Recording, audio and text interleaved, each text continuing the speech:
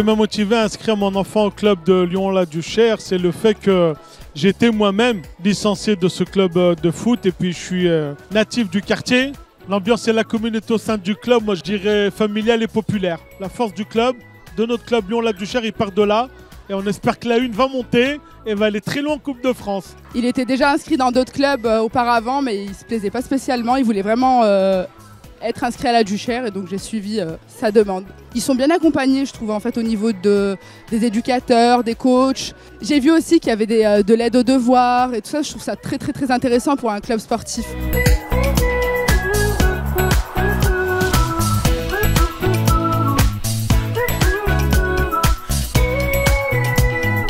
L'impact du club sur le développement social et sportif de mes enfants, il est très impactant parce que je sais que les entraînements, ils les attendent avec envie. Et puis surtout les matchs le week-end. Donc il y a cette idée de performance, mais aussi liée à cette idée de plaisir.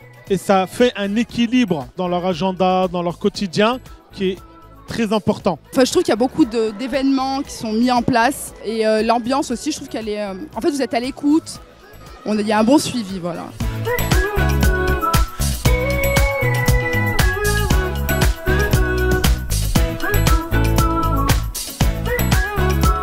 Les clubs sportifs, et en particulier celui de Lyon-La-Duchère, ont un rôle essentiel dans la cohésion sociale. Un club de sport, c'est un endroit où on apprend beaucoup de choses. Si vous voulez avoir des subventions quand vous êtes un club sportif à la ville de Lyon, eh bien, il faut former vos dirigeants à la lutte contre les violences sexistes et sexuelles. Alors je prends cet exemple assez facilement parce que vous avez été précurseur sur ce sujet-là et je vous en remercie à Lyon-La-Duchère parce que vous avez ouvert la voie. Et c'est important pour moi en tant que maire eh bien qu'on ait des clubs et des associations sportives qui soient dynamiques, qui, on va dire saison après saison, année après année, eh bien, puissent continuer à offrir cet accès au sport, cet accès à la citoyenneté dont on parlait un peu plus tôt.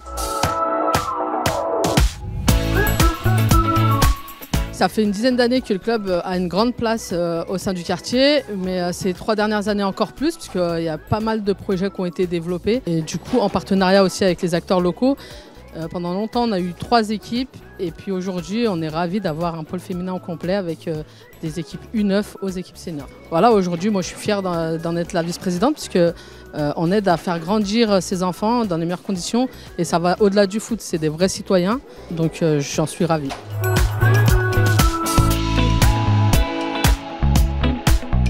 On intervient sur tous les champs sociaux qui nous intéressent ou qui sont nécessaires dans ce quartier. On a la chance d'être réunis autour du ballon rond, qui fait qu'on a plein de jeunes qui viennent chez nous et ces jeunes, on veut les ouvrir sur tous les pans qui font la vie sociale d'un individu. Aujourd'hui, notre plus gros défi, c'est d'avoir les structures pour accueillir tous les jeunes qui veulent venir. Aujourd'hui, on a 600 licenciés, on en refuse 450 par an.